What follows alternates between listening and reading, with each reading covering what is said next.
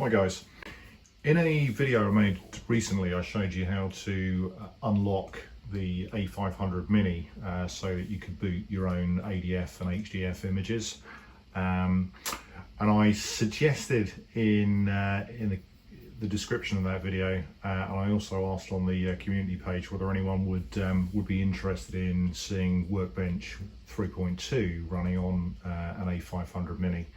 Now I have to say, having done it, I probably wouldn't bother, but just to prove that it can be done, I'll step you through it.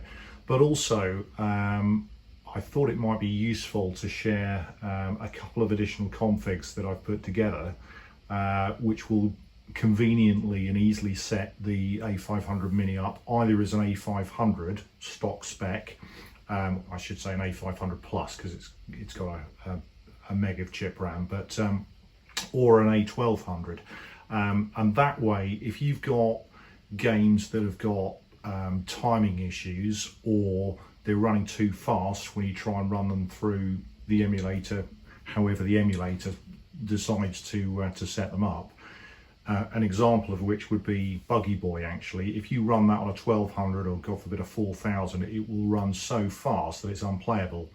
And through the GUI on the A500 Mini, currently there's no way to throttle the CPU back down. You can play around with the JIT settings and whatever, but actually all that's going to do, if anything, is increase the performance, not reduce it, or the CPU speed, I should say. So the configs that I've put together will specifically set the A500 up as a stock A500 running at 7 megahertz, and similarly with a 1200. An A1200 running at 14 megahertz. So if you've got games or other apps with timing problems, then this might be helpful to you. Anyway, let's have a quick look at what we got, and then after I've given you a quick dem, I can walk you through the configs.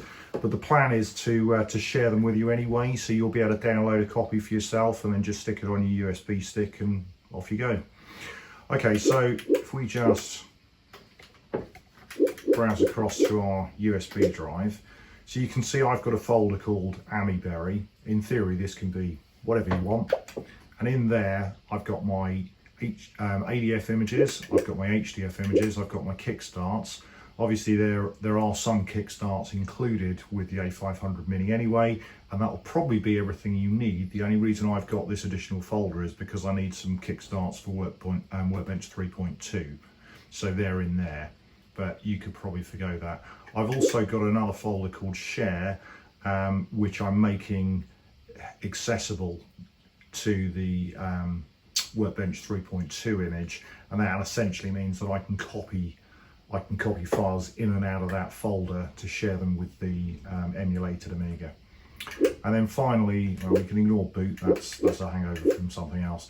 So in conf, you can see here we've got a folder for A1200, A4000 and A500. We can ignore the other two, they're from other projects.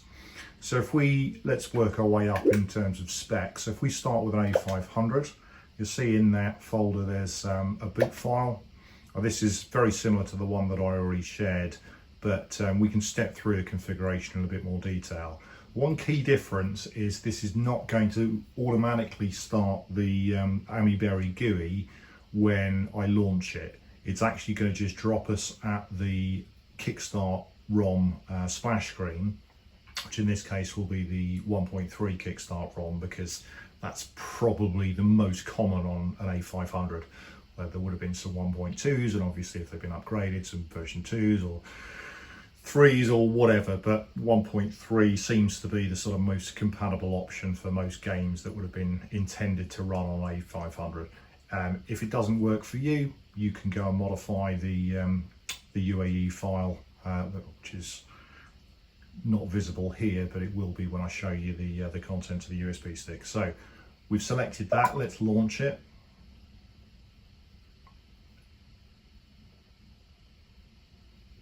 Okay, and as I said, that's just going to drop us to the splash screen. But the hotkey will now work, unlike the previous iteration. And if we just You can see we've got the keyboard here, so it's F12. You can change the hotkey if you want to use something else. And under normal circumstances, probably all you want to do is go to floppy disks, floppy drives, put your disk in. So in this case, I'm going to select one that I know would normally run too fast on anything other than a stock 500. So let's go ADFs, games, and we'll select Buggy Boy. Okay, and you don't have to quit all the way out of that, just hit escape's fine. Now you'll notice something else as well. I'm running everything full screen as opposed to running it in a window, and I find that if you use the crop settings in the emulator, so as part of the A500 Mini as opposed to in Amiberry configuration, all it does is it just runs it in an accordingly sized window, and it doesn't utilize the full screen. Pretty much whatever you do, as far as I could see. So this is taking things right back to the lowest common denominator to run it full screen. That's just my personal preference. You might not want to do that. Entirely up to you. So all we're gauging here is the speed that the game plays. That's it. Now I've got an original stock A500, so I know exactly how it should run. And this is absolutely spot on. Perfectly playable, not too ridiculously fast. Okay, so I'm not going to play all of that, it's just to prove the point. So we'll go back into the Amiberry settings by hitting our F12 hotkey or whatever you've got set. And if we look at display, we can see that's set for 640 by 568, seems to be optimum. And correct aspect ratio and centering, both horizontal and vertical enabled. And the only other thing that I think we want to have a quick look at, so if we look at CPU and FPU, all right, you're probably going to struggle to see that. Let me just move the camera in a bit. Okay, hopefully you can see that now. So CPU set up for a 68,000, absolutely stock, no FPU and 7 megahertz. And that's it. That's all you need to do to get things to play at the right speed. Okay, so we'll come out of there. And to come out, we can literally just use the home button on the joystick. Now I'm using the joystick from the C64. It'll work happily with a gamepad as well, either or. Okay, this time, if we go back, we'll have a look at the config for the A1200. So this is similar, but obviously the CPU settings are different. The memory settings are different as well. I've given this 2 megs of chip and 8 megs of fast, which is more, to be fair, than a stock 1200, but it doesn't really matter. If you want to set it back, you can, obviously. Okay, and I've set this up to use the Kickstart 3.1 ROM, again, included with the A500 Mini, so you don't need to go and source that anywhere else, you've already got it. And for most things, that'll be fine. So if, you know, between these 2 variants, you should be okay. You might want to do a third one with a version 2 Kickstart ROM, if there is one included, just for some games that came later. I've not found many that's required on, but you might find a few. Okay, and again, if we go into Amiberry by pressing our F12 hotkey, it looks like F2, but it's only because it's a Pi keyboard. Okay, and if I zoom you in again, so hopefully you can see that well enough.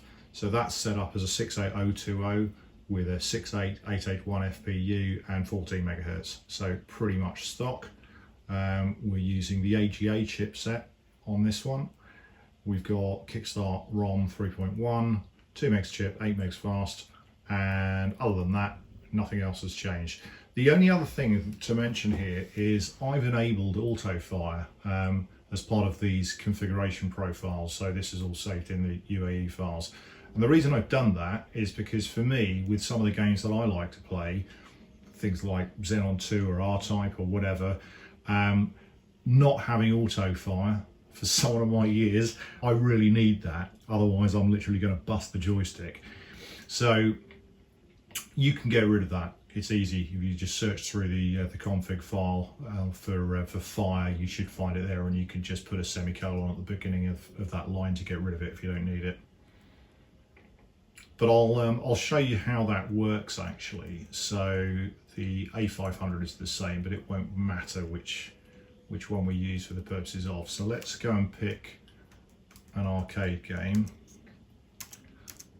something that only needs one disc, preferably like R-type, and escape on that.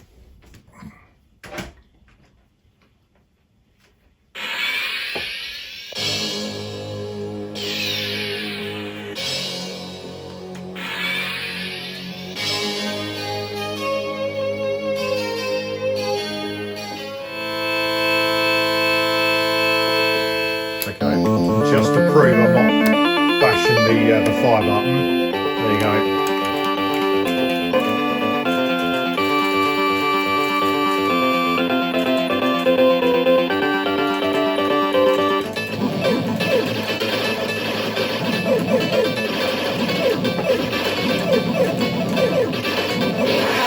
Okay, so convenient time to bail out of that, but you get the idea.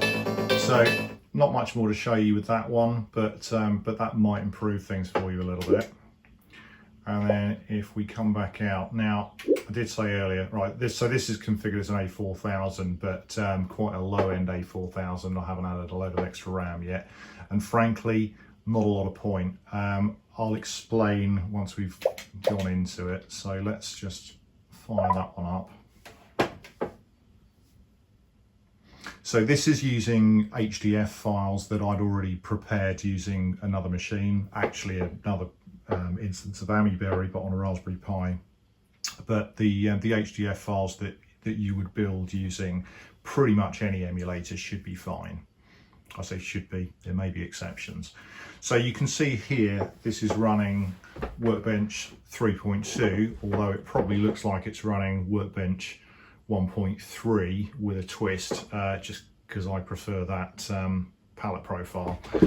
But just to prove the point, if I right click up here and go to About, you can see there it's running the 3.2 ROM and it's release 3.2. Now, actually, there you go. That is one of the problems that I found. That, where it says error validating games, corrupt file, is not a corrupt file. I'll tell you what's happened. The USB stick is actually disconnected.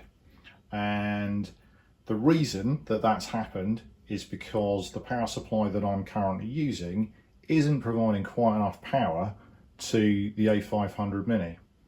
So what we'll do is we'll just disconnect this for a second. I'm going to run it off another power supply, and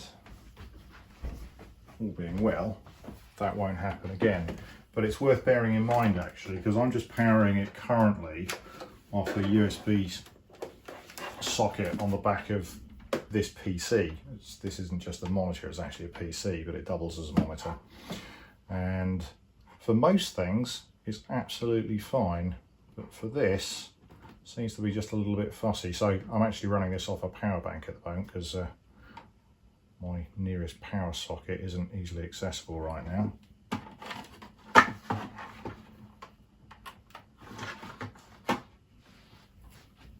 Okay, so let's try that again.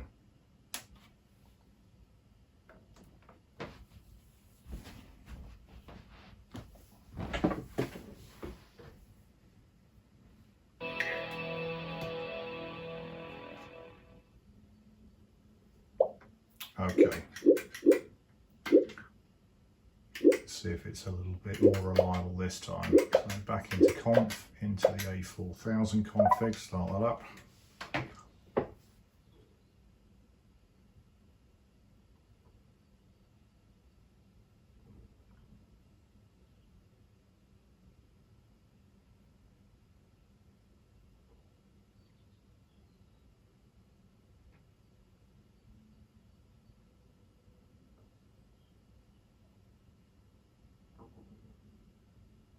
There we go. Okay, so let's try that again. So I'm going about, okay, that seemed better that time.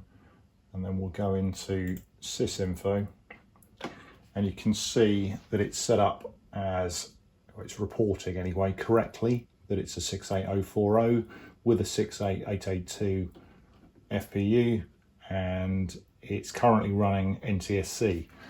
Excuse me. And there's a reason it's running NTSC. Is the only way I could get it to run on a widescreen or 16:9 aspect ratio monitor and fill the screen.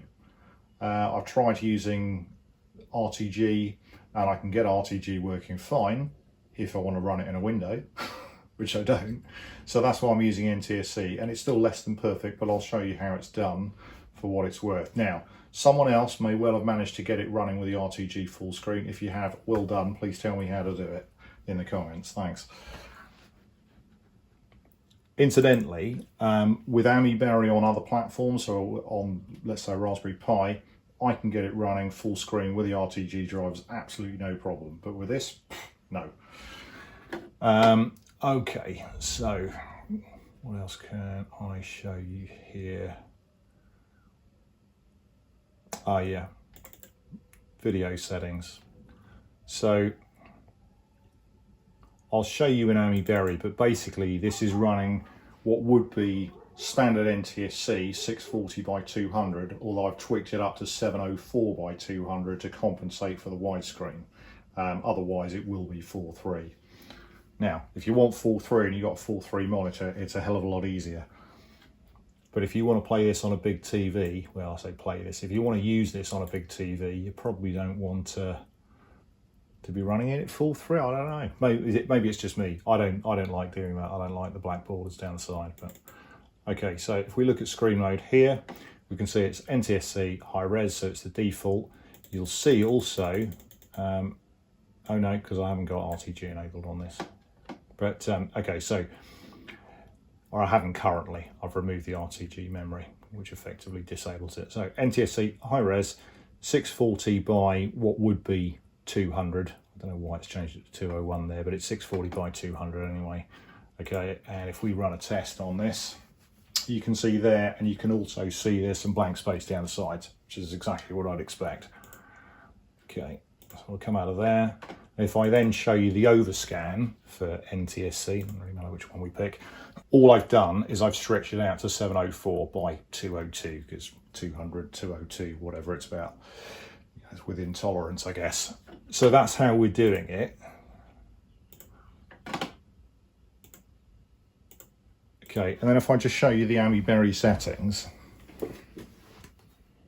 So again, insert F12 to get the menu up. And I'll zoom this in for you just slightly. So you can see here it's set up as a 68040 with the FPU internal. Still reports as a 68882. CPU speed is set to fastest. We're not using JIT because I always think it's a bit of a false economy, but it's entirely up to you. I've got it configured for AGA with NTSC enabled. We're using the Workbench, or Amiga OS rather, 3.2 A4000 Kickstart ROM. So RAM currently we've just got it set up with 2 and 8. Obviously you can change that as you see fit. I didn't see much point since RTG didn't really work for me. Don't get me wrong, it does work if you don't mind having it in a window. But that's just my experience. Your mileage may well vary. So there we go. We've got a number of HDF files which I've obviously copied across. So that's pretty straightforward. As long as you've got them prepped somewhere else, you can just copy them onto the USB stick. I've also got the share drive there as well, which is just mapped locally. Display settings, you can see it's windowed 704 and I've got it set to auto height. And the rest of it, don't need to worry about too much. Although on the inputs worth showing you this. So you can see here we've got auto fire on and the auto fire rate is set to fast. Now all of this completely customizable, and you can just edit it either in, no, you can't edit it in here. That's a little gotcha, which I'll come on to. But if you use the config files that I'll make available, you can just edit whatever you want in there. Take a backup first, probably. It will be a good plan. And there you can see we've got the Open GUI as F12. So that's about it. Now, I could explain how to make the config files. I'm not going to do it here. I'll show you once we've got the USB stick on to the Raspberry Pi, because it's easier, because everything that we would start off with as a template is in a hidden folder. But I'll show you something just to give you an idea in case you wanted to try it yourself. So we've already said that the home button will take us back out to the A500 Mini menu. Okay, and you can see there in the top right corner, we've still got our session effectively running. So if we come down on the joystick, that gives us the option to create a save game. So we'll do that and drop it on there. Now what that effectively does is it saves the game state, but it saves it into a hidden folder. So you may not have seen that, but we'll take a look at it in a second. And effectively all that's doing is that's creating a UAE file with all of the settings and effectively a state file that sits alongside it, so that it can get back to exactly the same place again. So in theory, if I launch that,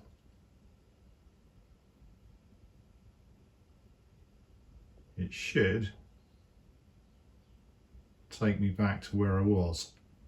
Well, I'm not convinced it will, if I'm honest, because it's still going to boot the ADF, or sorry, the HDF, but it'll save the config, and that's really what we're after. I mean, ultimately, you know, this has got its own hard drive, in inverted commas, its own HDF file. So if you want to save the state, just take a snapshot or do whatever. Anyway, there you go. That's about it for there.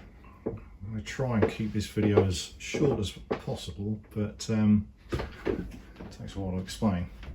So let's grab the USB stick. We'll just power this off first. In fact, we can do it from there.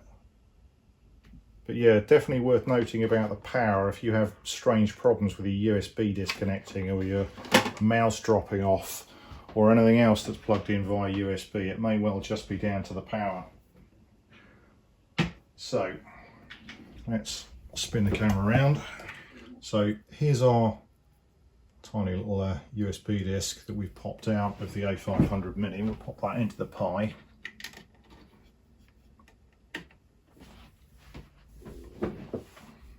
Okay, and let's go and have a look at that directory structure. So let me just show you the configurations that we've been working with. So you can ignore that lot, actually. We don't need any of that particularly. What we're interested in though, in fact, to avoid confusion, let's get rid of that lot. You don't need any of that. Okay, so within Amiberry, which is obviously a folder that I've created on the USB stick, this is what we're interested in, but primarily we're interested in what's in conf. So we've played around with A500, A1200, A4000. You can ignore the other two. In fact, I think the time has come to get rid of those. I'll get rid of Workbench anyway. Okay, so let's look at the A500. So you can see there's our boot LHA, which is exactly the same one that we've been working with for some time. So this is effectively a WHD load file with its entire payload removed. So there's no software in it. It's literally just a dummy. But it gives us something that we can launch from using the A500 Mini. And that is its entire purpose. It does nothing else. If we have a look at this file that corresponds to it, so boot_ol.uae, if you've seen the previous video, obviously you'll be familiar with these files, but Let's have a look at this config. So this config was actually generated by the A500 Mini based on the way that I configured it through Amiberry. Now, I could have created this manually and put all of these configuration settings in myself, but it's kind of easier to allow the emulator to generate it for me and then just modify it accordingly if you need to tweak it. So key things to note here, we've still got our open GUI using F12. I've disabled quit Amiberry equals start so that otherwise it can, don't worry about that.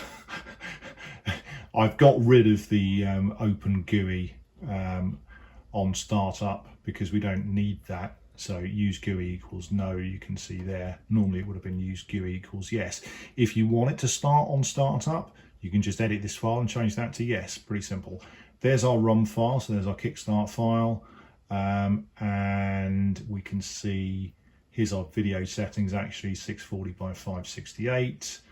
And down here you can see we've got our CPU type specified, so 68,000. You can play around with the compatibility settings if you need to. I've not found it to be too much of a problem. And you've got your memory settings down there as well. And that's pretty much it. That's everything we need to be concerned with.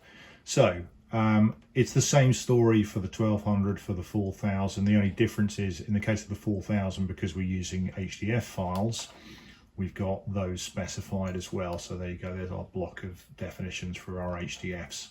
So again, I'll provide this. Obviously I can't provide the HDF files themselves, but I can provide a copy of the config. So that'll give you a template if you want to try something similar yourself.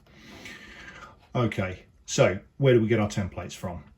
Let's go back to the root of the USB disk, and you can see here, in fact, if I uncheck that, so hidden files are not displayed, you won't be able to see that that folder. So you may have missed it even if you've looked at this USB stick.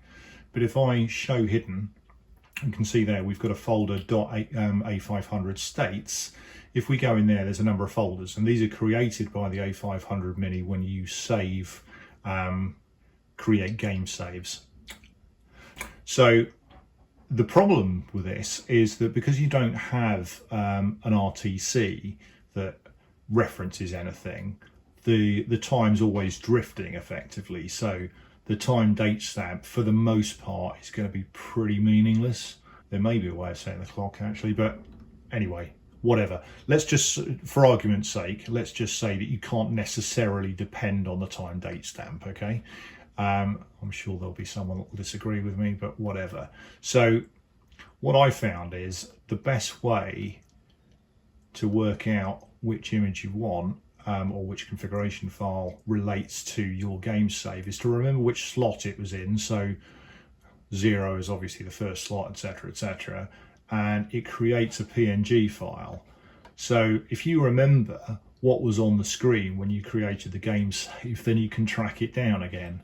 Not very scientific, I know, but it does work. So here's one, for example, and then if that was the one I was looking for, I could go, okay, well, let's look at the UAE file that corresponds to it, and you'll see there, voila, there's a UAE file with all the configuration settings that relate to whatever that save was. And if that's the one that you're after, then literally all you'd have to do is take a copy of that, and in, let's say, your Amiberry conf directory, if you follow the same structure that I'm using, for now we'll just create one called test. I can type. Okay, we would literally just paste that in there and rename it to boot_ol.uae, because that's the name of the, or boot.lha is the WHD load file that we're going to be using to launch that configuration. So we paste that in there, and voila, we've got a working config. Now, all you've got to do is go into your text editor, and if there's anything that you need to change in there, you can tweak it that way, but it gives you a good starting template, if nothing else. The other thing, as I said on my previous video, more as a precaution, but I would write protect that as well, so that way you're less likely to screw it up. But be aware that if you go into the settings using the A500 Mini GUI, it'll still ride roughshod over it, and I think it'll still overwrite it. So this is more of a precaution. I can't say it's absolutely bomb-proof, but as long as you're careful, it'll be fine. And the best thing to do is make sure you've always got a copy of this entire conf directory, so if you do mess anything up, you can always get back, because building the configs can take a bit of time just to tweak it and get it right. And that's pretty much it. Pretty simple. So so that way, hopefully, it'll make life using the A500 Mini just a little bit easier, because you don't have to keep on going through setting up all the Amiberry options. You can literally just select the config that you want, that you've already spent a bit of time tweaking, or grab from the one that I've provided, and off you go. Okay, I thought I'd show you this, guys. If you've been using the A500 Mini, but you're getting a little frustrated trying to do things other than playing games on it, like running Workbench or trying to get on the internet, or I don't know, whatever else, then maybe this could be an option for you. Excuse the camera work, I'm just doing this with my phone freehand, but this machine at first glance looks like a bog standard A500 Plus, but it's not. It's actually a D10 Nano or MiSTer FPGA with a mistress board, which gives us our port connectivity on the back. Now I can't show you very easily, but basically we've got our HDMI ports and our USB ports on the back. We've got our standard RCA audios, and we've also got a DB9 joystick connector and whatever else. So obviously this has got an original A500 keyboard as well, and the only thing that the only thing that doesn't appear to be original is the mouse, which is actually the USB mouse from an A500 Mini. I do have an original tank mouse and an adapter, but I'm quite happy to ditch the trackball and use the laser pointer for the accuracy and convenience of this mouse, albeit a little smaller. But basically, if we power this up, if you're familiar with the MiSTer project, I guess you already know all about this, but effectively this will allow us to run multiple cores. It's the only one at a time, but there are hundreds of cores that you can run on this machine. One of which is the Minimig core for the Amiga, but there's plenty of others which we'll have a very quick look at. So I've configured this machine so it will automatically boot up into the Minimig Amiga core. It's currently configured as an Amiga 1200, but this particular image is running Workbench 3.2, and we'll just have a real quick look. Here you go, it's reporting to be a 68020. It's currently running NTSC video mode with AGA, and the reason it's doing that is because I find that's optimum to make best use of the widescreen, but your experience may differ, your preference might be different. If we look at the speed, this is always very predictable. It will be 0.72 times the speed of a 4000 running at 25 megahertz, unlike an emulated machine, which you'll kind of drift around and you get differing results. This is very predictable. I'll quit back out of there. Also, it has the benefit of being able to use the underlying IP stack on the host machine. So if we go into internet web, and you can see we're connecting to Aminet and pulling up the inline images there without any problems. So we'll come out of there. Okay, and I won't show you anything more on here. You get the idea, hopefully. But if we want it to be a different machine, we can just go into the core menu, which I've mapped to the help button here, and we can go and select a different core. So if I wanted it to be a Commodore 64, let's say, and give it a second, and it'll be a Commodore 64. And then if I want it to be, let's say, an Acorn Archimedes, just select that core.